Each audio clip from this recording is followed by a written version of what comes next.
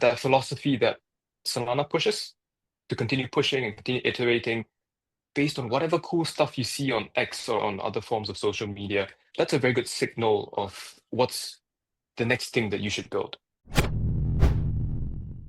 Hi everyone, it's Mike from QuickNote and I'm here with Miir from Meteora. Meteora is one of the largest exchanges on Solana by volume and also one of the oldest exchanges, originally as Mercurial. Tell us really how Meteora got started and how it got to where it is today. Meteora or Mercurial very primarily just built liquidity pools. We built liquidity pools primarily for two user groups, right? Number one, retail users, known as liquidity providers.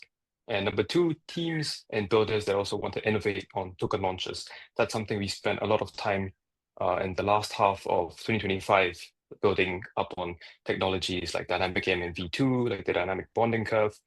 So that's very much what Meteor is all about. I really like to know how you ended up in blockchain and in crypto. I started out very much as a bored and curious university kid. I had like another 2 to 3 years to go, but at that point, I was already quite deep into the whole notion of building something new.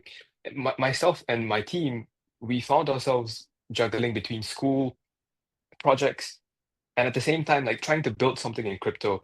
You tend to find yourself having less time for other stuff, which is a very common thing. It's an experience that a lot of builders go through. Try to find a way to juggle through projects and schoolwork, also with building something and trying to find market fit.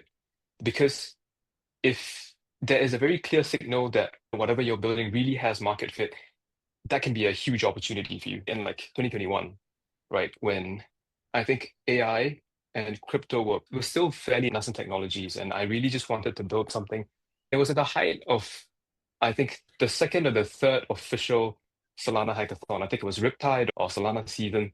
I was a part of a team that built a data indexer, which very quickly went on to become the next 3 years of my life in Solana FM, one of the block explorers, which eventually got acquired by Jupiter Exchange.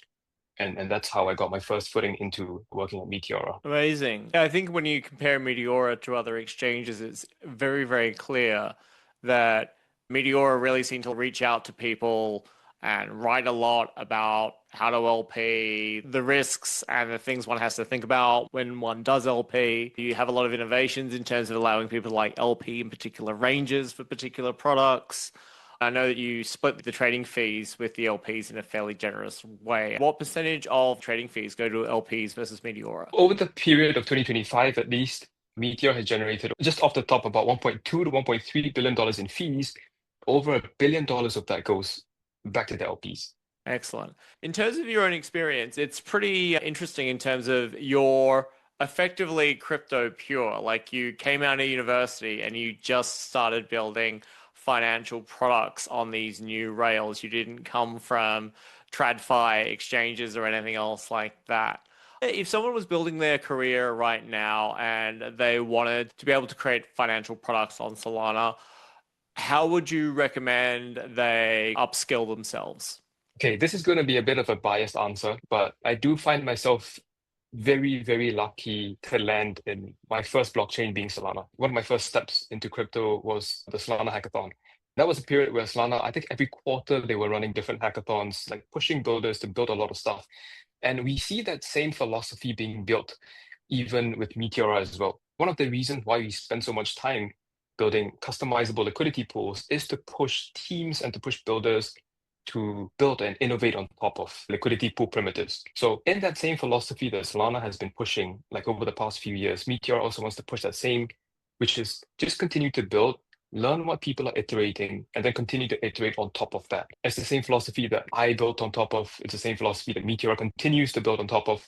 And I think that philosophy that Solana pushes to continue pushing and continue iterating based on whatever cool stuff you see on X or on other forms of social media, that's a very good signal of what's the next thing that you should build. Cool. So stay on X, be aware of the hackathons, read as many white papers, and check out as much source code as you can. 100%.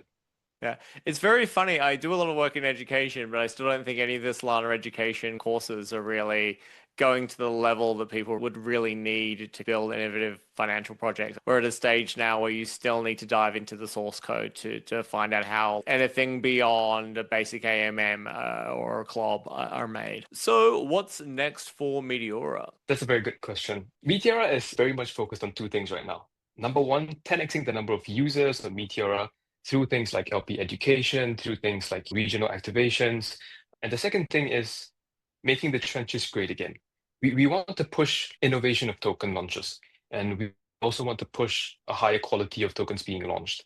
We're going to continue to build those two fronts for at least the next few months.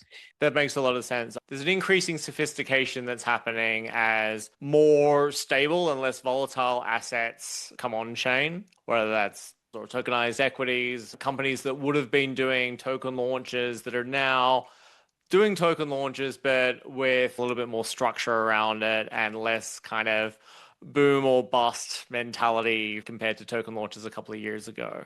That seems to be Yeah, a bit of a common answer that things are maturing and maybe slowing down, having a little bit more thought involved. exactly.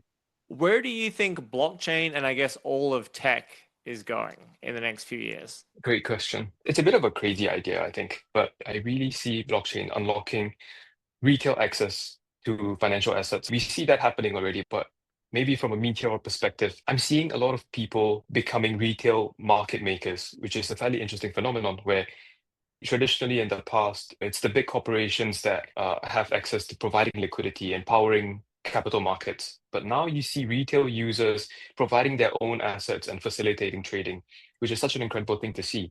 With the evolution of assets being created from meme coins to now real world assets to stocks to in the future potentially AI assets, right? The underlying liquidity that comes under it might all come from retail, which is an incredible thing, I think, to see. And that will all be unlocked by blockchain because the only thing that limits you, the only thing that you need is now just a mobile phone and access to the internet. So that's why I see like blockchain and tech, coming in the future. I think we really see like a true unraveling of retail access to all of these capital markets. That's a great answer. You've done some great work there. Thank you very much, Mir from Meteora. Appreciate it. Cool.